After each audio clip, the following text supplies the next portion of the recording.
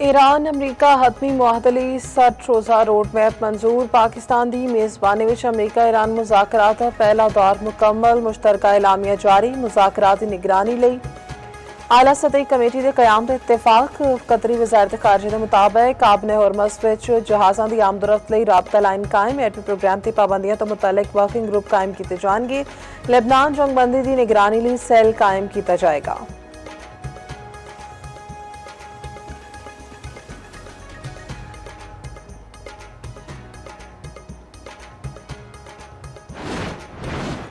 अमरीका के नाल मुज़ाकरात विच पेशरफ्त। ईरान के कुछ मुंजमद असासे बहाल। ईरानी वज़ीर खारजा बासिर आखशी ने आख्या कि ईरान लई तेल ते पेट्रोकैमिकल की बरामदात की पाबंदियां खत्म कर दित्तियां गईयां। आपने हुरमज़ ते बहरी नाकाबंदी चुक ली गई है। ईरान की तरक्की ते तामीर नूं दा वड्डा मनसूबा शुरू किया जाएगा।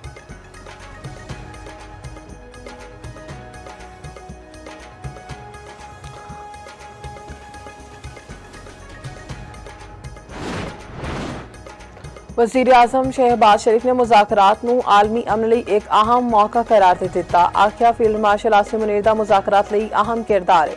असीं मिलकर दुनिया में इतिहाद कायम कर सकते हैं। अमरीकी नायब सदर जेडी वेंस की पाकिस्तानी क़यादत की खुल के तारीफ। आख्या आसिम मुनीर अजीम मिलिटरी लीडर ने ओ ना हुंदे ते अज असीं इत्थे ना हुंदे। वज़ीर आज़म पाकिस्तान सदर ट्रंप ते मेरे करीबी दोस्त ने।